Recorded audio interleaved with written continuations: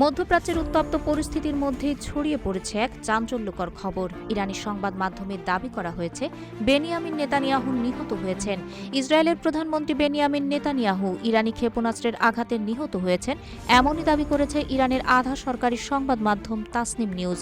একই হামলায় ইসরায়েলের জাতীয় নিরাপত্তা মন্ত্রী ইতামার বেন গিভর আহত হয়েছেন বলে উল্লেখ করা হয়েছে তাসনিম নিউজের প্রতিবেদনে। মার্কিন গোয়েন্দা কর্মকর্তা স্কট রিটারের এক্স পোস্টের বরাত ছাড়া আর কোনো প্রমাণ হাজির করা হয়নি। এক্সে ৯ মার্চ স্কট রিটার বলেছিলেন, ইরানি ক্ষেপণাস্ত্র নেতানিয়াহুর সরকারি বাসভবনে আঘাত হানার পর ঘটনাস্থলে নিহত হয়েছেন নেতানিয়াহু। এ সময় তার বাড়িতে উপস্থিত ছিলেন ইতামার বেন গিভর, তিনি আহত হয়েছেন।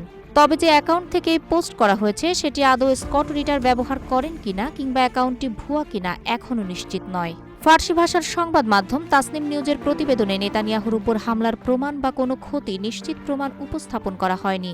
ইসরায়েলের প্রধানমন্ত্রীর দপ্তর থেকেও এ ব্যাপারে এখনও আনুষ্ঠানিকভাবে কিছু বলা হয়নি। প্রধানমন্ত্রীর দপ্তরের রেকর্ড বলছে, নেতানিয়াহুর নামে সর্বশেষ বিবৃতিটি দেওয়া হয়েছিল গত ৭ মার্চ। সেদিন ইসরায়েলের বীর সেবা এলাকায় ইরানি ক্ষেপণাস্ত্রের আঘাতে আহত কয়েকজনকে দেখতে গিয়েছিলেন নেতানিয়াহু।